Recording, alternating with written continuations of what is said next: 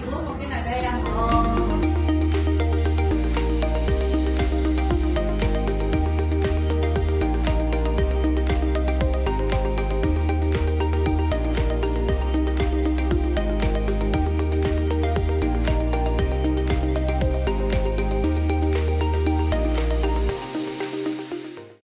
Halo, kembali lagi dengan Ibu Guru Desi. Hari ini kita nyemil bareng yuk. Nyemil bareng tentang matematika.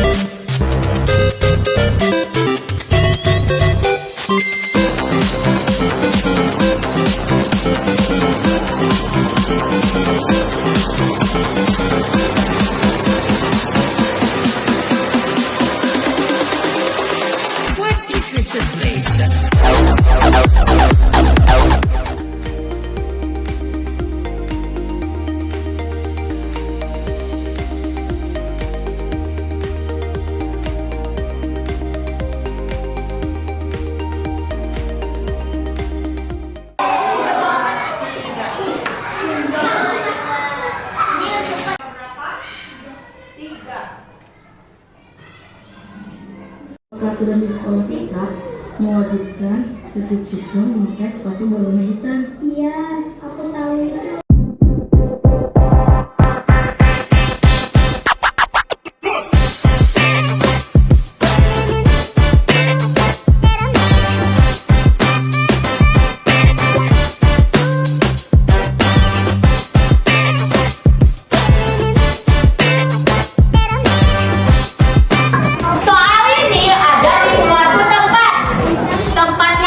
Biasa kita isikan sebuah bendera untuk kita hormati. Di manakah soal itu?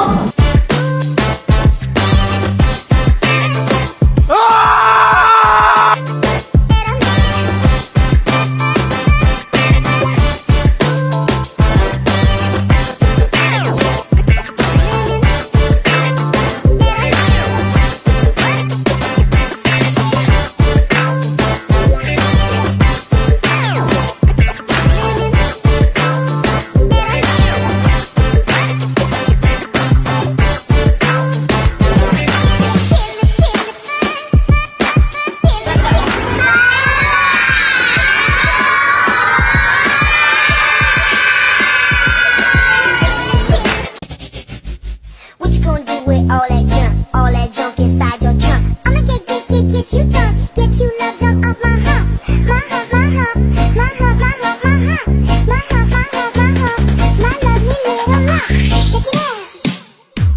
I drive it fucking crazy, I do it on the daily.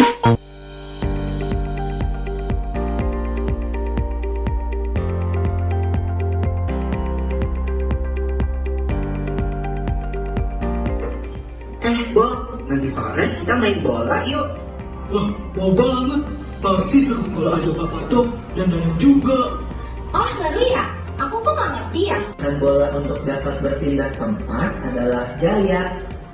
Tapi kan gaya nggak kelihatan. Gaya memang gak kelihatan, tapi akibat dari gaya terhadap sebuah benda dapat kita lihat dan merasakan. Seperti menendang. Jadi gaya itu apa sih? Gaya adalah segala macam benda yang sedang bergerak maupun benda yang sedang diam. Gaya dapat menyebabkan benda diam jadi bergerak, Bang. Oh, Ketika berjalan akan ada gaya gesek antara kaki dan lantai. Gaya gesek ini bermanfaat agar tubuh kita tidak mudah terpleset.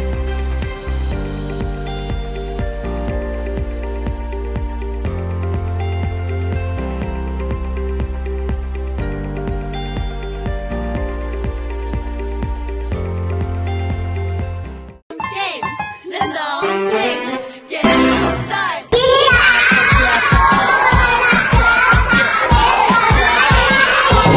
hari ini gua akan mengajak kalian belajar sambil bermain. Kita akan belajar tentang suku kata.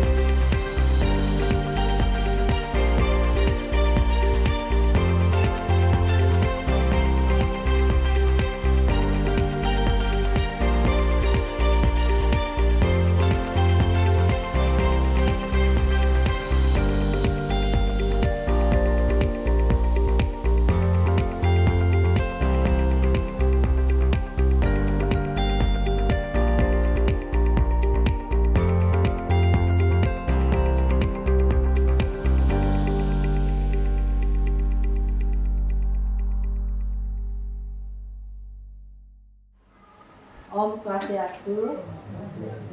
Selamat siang Bapak Ibu semuanya, para guru hebat dari SD 5 Kubiyangan.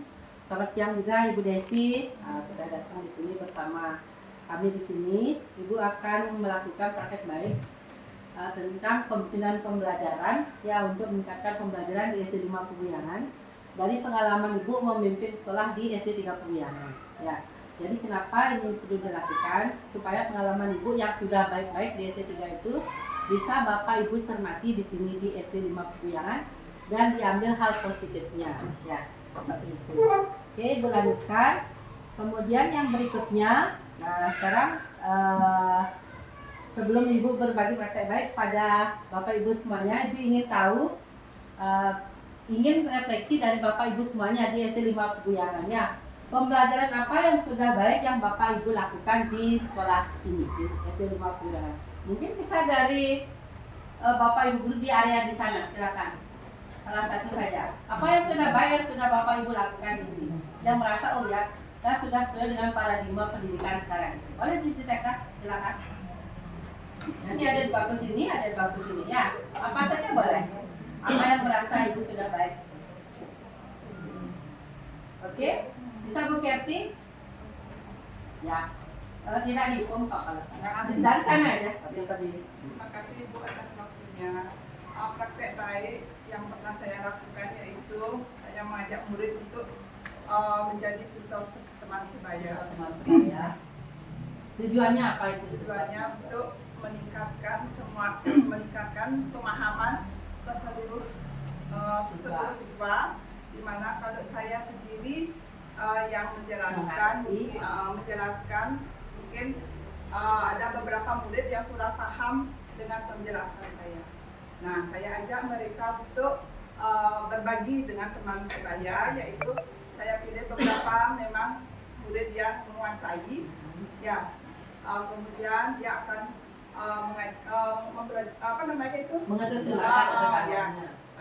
dia akan mengajari temannya, karena setelah praktek itu saya laksanakan sama teman-temannya, ternyata teman yang memang agak kekurangan bisa mudah mengerti karena mereka bertanya segampang lah, nggak malu-malu gitu ya. Sekarang kalau bertanya kepada gurunya sendiri, itu yang sudah saya lakukan dan memang itu meningkatkan motivasi dan evaluasi. Terima kasih Bu Keti, tepuk tangan untuk Bu Keti. Ya, itu praktek baik yang sudah dilakukan oleh Bu Keti. Mungkin dari baris ini bisa salah satunya yang sudah Bapak Ibu lakukan. Kalau Bu Keti dengan teman tutor teman sebayanya, atau Ibu Christine dari kelas 1. Ya, silakan. Ibu dari kelas 1 ya. Gimana? Boleh berdiri Ibu? Oke, kalau dari kelas 1 mungkin ya, karena di kelas 1 itu ada siswa yang berkebutuhan khusus. Jadi untuk menjelaskan materi yang sudah saya lakukan, saya mencoba memberikan gambar kepada anak. Ini dalam pembelajaran bahasa Indonesia, saya kasih gambar. Lalu anak itu karena kalau kita menjelaskan ada anak-anak yang belum paham, dan untuk diajak komunikasi juga dua siswa saya itu ada yang kurang bisa mengikuti. Saya kasih gambar, lalu anak-anak itu saya suruh bercerita dengan gambar itu dengan bahasanya sendiri. Nah, itu melatih juga anak yang berkebutuhan khusus itu juga untuk dia karena dia membeo, jadi dia mengikuti temannya yang sedang di depan kelas bercerita. Jadi dia menceritakan kayak gambar itu isinya apa gitu, seperti itu. Jadi dengan media gambar. Oke, terima kasih ya. Ya, tepuk tangan untuk dari kelas 1. Ini menggunakan media gambar itu salah satunya untuk memfasilitasi anak-anak yang berkebutuhan khusus, sekaligus anak-anak yang biasa seperti anak-anak yang lainnya, itu untuk membantu anak-anak yang Ibu belajarnya visual, mungkin ya. Kemudian dari sini silakan, Ibu dari kelas 3A. Ya, silakan Ibu. Baik, terima kasih atas waktunya, Ibu yang dibayarkan saya. Di kelas saya, di kelas 3A, kebetulan di kelas itu siswanya super aktif nih, tapi tidak ada yang berkebutuhan khusus, semuanya normal. Dengan saya mengatasi anak yang super aktif itu, saya pernah melakukan menggunakan media happy note namanya. Jadi di sana mereka nggak hanya menjawab soal, jadi sebelum dia menjawab soal itu, dia ada kegiatan, mereka ada kegiatan menggunting, menempel, kemudian baru menjawab pertanyaan. Karena dengan dikasih kegiatan seperti itu, mereka lebih fokusnya lebih bagus. Ya, Oke, terima kasih. Ibu tangan dulu teman-teman. Oke, terima kasih Bapak Ibu guru Ibu guru semua ya. Guru semua sudah berbagi. Jadi mungkin dari kelas 3 itu untuk mengatasi anak-anak yang tipe agak aktif ya. Jadi untuk anak-anak yang geraknya lebih tinggi ya. Jadi harus difokuskan ya. Terima kasih Bapak Ibu sudah berbagi. Pertama merupakan tindak lanjut supervisi. Jadi supervisi yang kami lakukan di IC 3 Kebuyangan bukanlah sekedar formalitas saja untuk mengamati guru mengajar lalu kasih nilai dan selesai gitu. Tapi harus ada makna dari supervisi itu. Apa kelebihan guru A, lalu diapakan kelebihan itu untuk meningkatkan mutu pembelajaran di ekosistem sekolah. Kemudian kekurangan dari guru F itu misalnya diapakan kekurangan itu, apakah terus diinjak kok begini sih? Seperti itu. Jadi harus ada makna dari supervisi itu. Kemudian berikutnya adalah tuntutan kemajuan atau paradigma pembelajaran terkini Bapak Ibu. Ada OCD namanya, jadi outing class day. Jadi apa sih dasarnya? Berikutnya mempertimbangkan kemampuan guru secara kolektif. Jadi saya memiliki 14 guru ya Bu Desi ya, 14 guru. Kemampuan guru berbeda-beda. Ada tinggi sekali, ada rendah sekali. Tapi gimana caranya supaya guru yang tinggi itu bisa mempengaruhi, mengajak, merangsang atau menstimulus guru-guru yang kemampuannya kurang gitu ya. Kemudian guru-guru yang kurang aktif gitu, bukan kurang dalam arti tidak mempunyai kemampuan ya, tapi kurang aktif, kurang mau bergerak gitu, supaya merasa tergerak gitu. Berikutnya memberi ruang pada guru untuk berkreasi dan berinovasi. Ya, jadi pada Bapak Ibu guru yang memang geraknya tinggi, aktif itu, saya memiliki ruang untuk itu gitu ya. Jadi saya berikan kebebasan sebebas-bebasnya untuk berimprovisasi di kelasnya, melakukan inovasi yang diperlukan yang sesuai dengan ini ya. Berikutnya, nah ini tindak lanjut supervisi, sorry dulu saya mau pakai pembelajaran Bapak Ibu, sorry. Nah untuk melakukan tindak lanjut supervisi yang sudah saya paparkan tadi, bahwa supervisi itu harus ada maknanya. Jadi ada KKG mini Bapak Ibu. Beberapa guru saya minta untuk melakukan menjadi narasumber dalam KKG mini. Bahkan KKG mini ini saya adopsi dari tempat saya dulu menjadi guru, yaitu di SD 4 Ubung. Jadi selama 8 tahun saya sudah menjadi kepala sekolah, ini selalu KKG mini dilakukan. Satu, meningkatkan kinerja guru di bidang multi pembelajaran. Kedua itu melatih guru untuk berbicara di depan umum. Jadi guru kami di SD 3 Kebuyangan itu semuanya sudah biasa berbicara depan umum, walaupun masih ada ketuk-ketuknya mungkin ya, itu kan hal yang wajar ya. Kemudian ada lesson study namanya, hasil dari supervisi akademisnya. Jadi supervisi itu ada namanya lesson study. Nah, lesson study itu adalah belajar kepada teman sejawat ya. Kebetulan saya agak sibuk dalam 6 bulan ini, jadi lesson study-nya baru tadi pagi. Sudah dulu semuanya direncanakan, saya sudah pesan sama Daisy sama Bu Intan, tapi belum sempat saya laksanakan, itu karena saya yang salah. Jadi supaya ada peningkatan, yang lain tertarik. Tapi sebelum lesson study itu, guru kami sendiri juga sudah melakukan lesson study sendiri, berkunjung dan bertanya kepada Bu Desi, lalu mereplika pembelajaran yang Bu Desi lakukan. Ya, jadi Bu Ayu sama Bu Intan ya, Bu Nina lagi satu ya, sudah lesson study sendiri ke kelasnya, lalu sudah mereplika itu menyadur, meng-ATM, lalu dibawa ke kelasnya, seperti itu. Jadi seperti itu yang kami lakukan. Kita diambil dari pembelajaran temannya, kemudian guru bisa mereplika atau melakukan ATM. sudah biasa, duduk juga sudah pernah kita lakukan ya guys ya. Lanjut sekarang, nah inilah video dari lesson study yang tadi kita lakukan.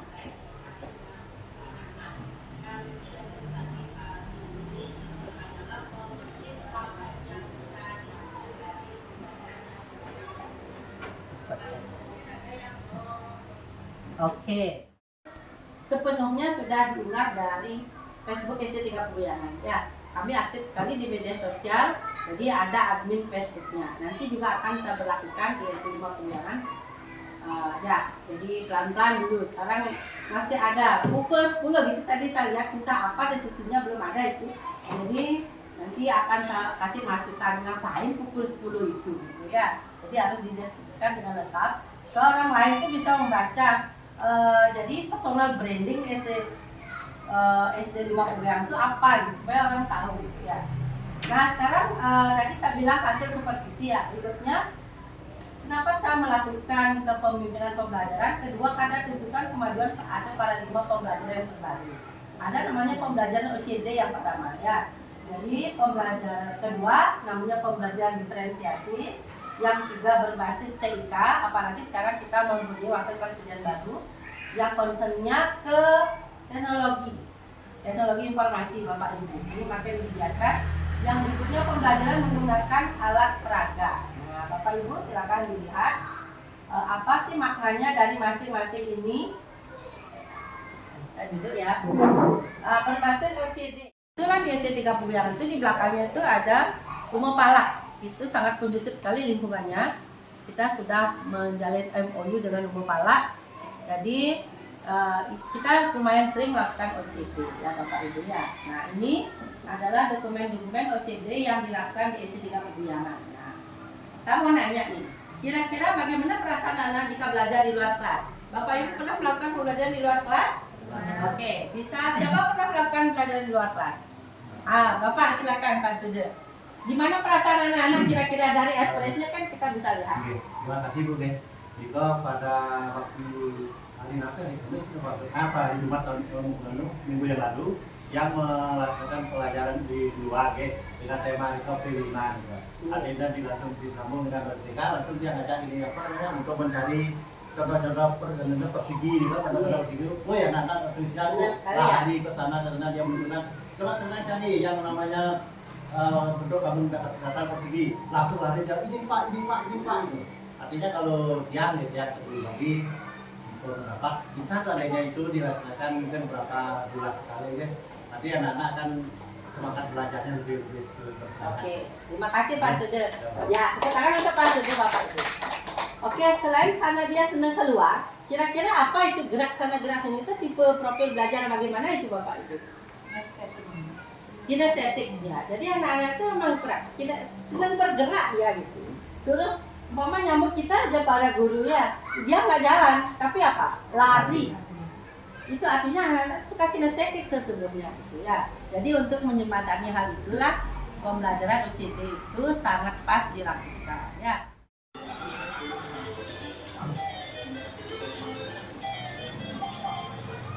Ini sebenarnya anak-anak matematika ini ya.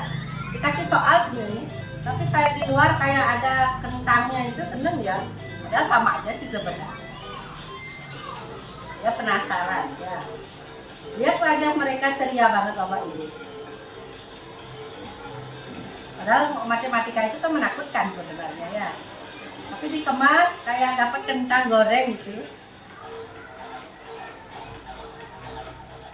Pelajaran yang dirancang untuk memfasilitasi keberagaman kebutuhan murid. Kebutuhan murid itu dari segi apa saja, yaitu dari kesiapan belajarnya. Kita tahu misalnya anak kelas 1, itu kan ada yang sudah bisa membaca ya Bu Dayu ya. Ada yang belum sama sekali, ada yang baru mengeja. Ada juga yang lancar membaca, dibiarkan saja oleh orang tuanya. Atau yang tidak bisa membaca, juga dibiarkan oleh orang tuanya. Macam-macam kesiapannya. Berikutnya minat murid. Minat itu ada menari, ada bercerita dan sebagainya. Berikutnya ada profil belajar murid. Profilnya itu dah yang jenis tipenya itu apakah tipe mendengar. Kalau tipe mendengar berarti kita putarkan suara dia atau video. Kalau visual ya lebih senang berarti berupa gambar-gambar. Kemudian kalau senang kinestetik berarti ajak bergerak ya, ajak melakukan sesuatu.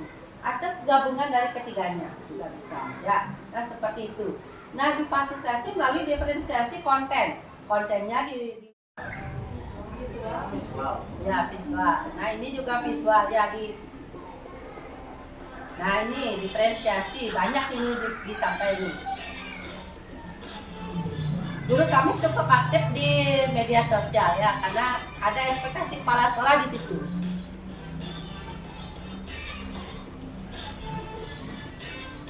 Ini guru Mega namanya guru kami di kelas 1 ya. Jadi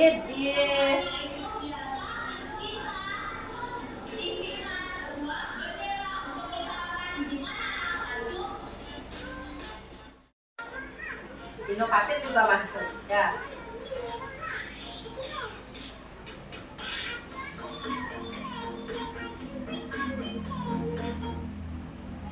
Nah itu Bapak Ibu. Jadi begitu Bapak Ibu. Jadi anak-anak sangat senang kan kita gunanya mengajar itu adalah membuat murid senang-senang dan menikmati belajar. Ya. Berikutnya ada pembelajaran berbasis TIK. Jadi yang coba balik ke tadi pembelajaran yang berbasis TIK. Jadi pertama guru harus melek teknologi. Yang kedua zaman sudah semakin canggih jadi semua orang harus memang bergelut dengan teknologi. Yang ketiga anak tidak boleh ketinggalan informasi. Berikutnya mudah diakses materi melalui pelajaran media internet. Jadi anak-anak kami dari kelas 4 sampai kelas 6 di SD 3 Puyangan itu asesmen tidak menggunakan paper lagi, tetapi berbasis internet. Ya, jadi anak-anak sudah biasa. Kemudian mengurangi penggunaan kertas. Jadi kami walaupun di sisi lain menggunakan internet, tapi di sisi lain jauh mengurangi kertas ya. Itu memang diharapkan sekarang berbasis paperless kemana. Nah ini adalah dokumen-dokumen berbasis TIK.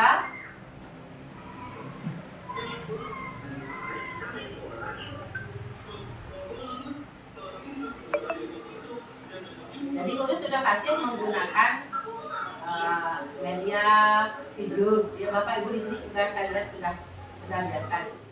Perkembangan anak SD itu masih tahap bukan abstrak, konkret ya, konkret. Jadi harus benar-benar yang nyata.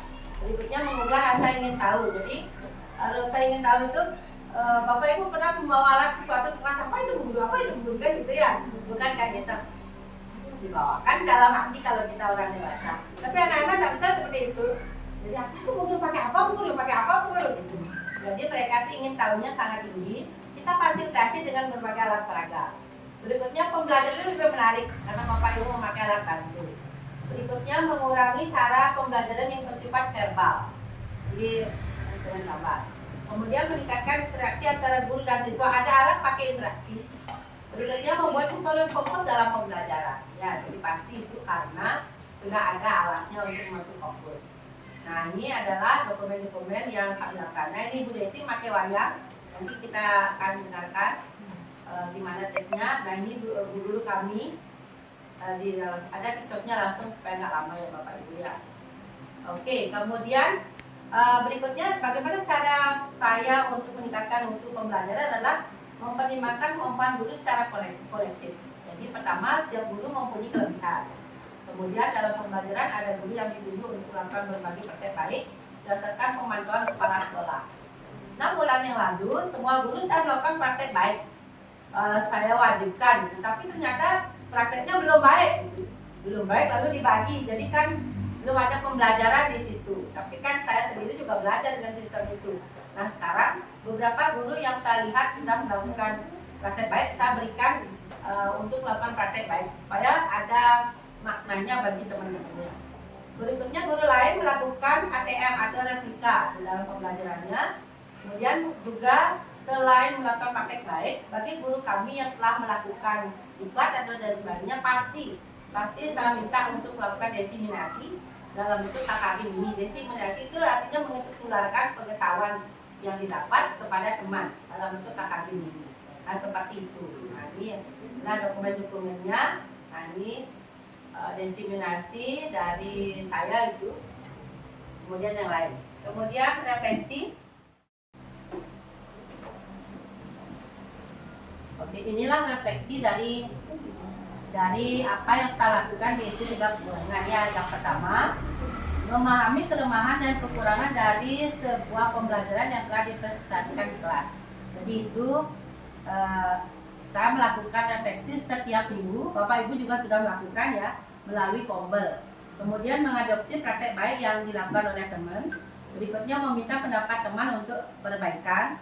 Lalu mempersiapkan diri belajar menghadapi tantangan berikutnya. Jadi setiap hari Sabtu kami juga melakukan refleksi pembelajarannya. Jadi Bapak Ibu juga sudah melakukan itu. Nah, ini adalah beberapa dokumen dari refleksi yang dilakukan. Nah, ini jadi semua terdokumentasi dengan baik di Facebook sekolah. Ya. Oke, sekarang Bapak Ibu dari SD 5 Pebuyangan saya minta untuk ambil pelajaran dari apa yang saya lakukan. Silakan ambil pelajaran baik dari praktik baik yang dilakukan. Sekecil apapun langkah baik yang dilakukan akan lebih baik daripada merencanakan langkah besar namun hanya angan-angan saja. Besok saya melakukan ini, apa itu yang dilakukan cuma segitu aja. Saya melakukan ini, tapi besok, habis besoknya. Itu kan rencana besar, tapi hanya di pikiran saja. Jadi hargai langkah kecil yang dilakukan. Berikutnya, yuk mulai dengan langkah kecil untuk mencapai langkah besar berikutnya. Itu motivasi saya untuk Bapak Ibu guru SD 5 Pebuyangan. Semoga Bapak Ibu sudah memulai besok dengan langkah-langkah kecil yang bisa diambil dari praktek baik yang saya lakukan di SD 3 Pebuyangan. Silahkan dari bangku sebelah sini, apa pelajaran yang bisa diambil dari praktek baik yang telah saya lakukan terhadap guru-guru kami di SD 3 Pebuyangan. Budaya mungkin dari sini. Semua Ibu atas waktunya. Setelah saya lihat tadi beberapa praktek, beberapa kegiatan belajar di SD 3 Pebuyangan yang lihat sangat menginspirasi bagi kami di sini. Mungkin kedepannya ada beberapa kegiatan pembelajaran yang bisa kami adopsi di sini dan kami terapkan di sekolah supaya pembelajaran itu bisa berlaku dengan senang bagi anak-anak, berguna bagi anak-anak dan senang bagi kami pun untuk mengajar mereka, mengantarkan mereka untuk materi apa yang akan disampaikan dengan metode pembelajaran yang dipakai pas, jadi materi yang tersampaikan di anak juga pas. Seperti itu. Oke, terima kasih Bu Dayu, tepuk tangan ya. Oke, Ibu mungkin bisa garis bawah lagi sedikit kok, kayaknya kok berat sekali rasanya gitu ya. Ingat ini adalah rangkuman Bapak Ibu ya, rangkuman dari 6 bulan berlalu dan sekarang sudah menjadi pembiasaan kami itu. Jadi jangan berpikir bahwa begitu banyak yang sudah dilakukan kok berat sekali rasanya. Menyenangkan aja. Tadi biasanya dilakukan dalam kelas aja, anak-anak keluar gitu aja. Kemudian dirangkaikan di dalam pembelajaran aja. Misalnya kayak tadi saya bilang membuat bahan kayak baca. Hal baik apa yang bisa dipetik dari apa yang saya lakukan di SD 3 Pebuyangan? Silakan. Semua Bu atas kesempatan hari ini. Kalau saya sih biasanya di olahraga praktek baik ini